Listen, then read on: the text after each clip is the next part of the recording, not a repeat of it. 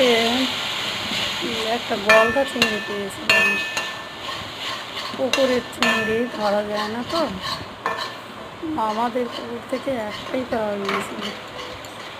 তো সেই চিংড়িটা রান্না হবে। তো আমি মশলাগুলোকে এমন পরিপাক করছি, মনে হচ্ছে যেন ডাল সিদ্ধ করে ঘুরপাক দিচ্ছে আর কি। পরে ভিডিওটা দেখে মনে হলো এখানে লঙ্কা, রসুন, পেঁয়াজ, আদা এই যে ঘূর্ণি মিক্সি মেশিনে পেস্ট করে নিয়ে তেলে কষাই করছি।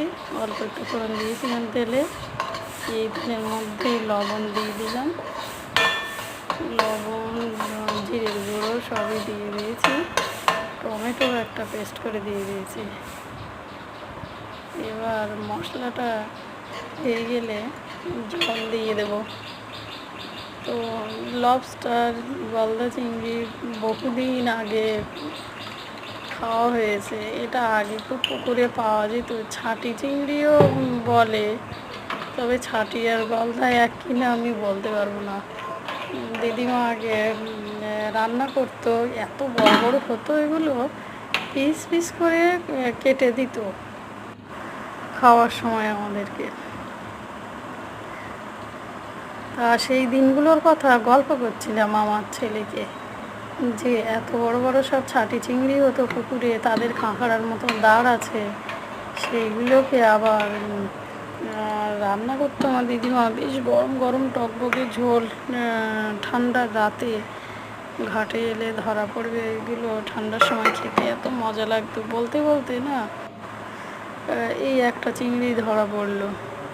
তো এইটাকে বেশ করে রান্না করছি।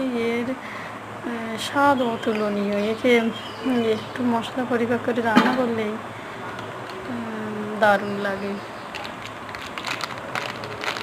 একটু ঝোলটা ফুটে এলে গরম মশলা দিয়ে নামিয়ে নেব। আমার ইমন তো খুব এক্সাইটেড, ও মাথা খায় না, ও খাবে বডিটা।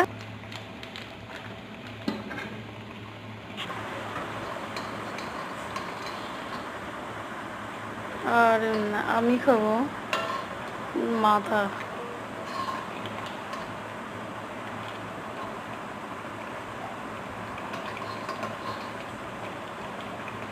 ব্যাস, এবার নামিয়ে নেব। ঝোল অল্প একটু মুখে দিয়ে দেখেছি, খুব দারুণ হয়েছে স্বাদের। টাটা।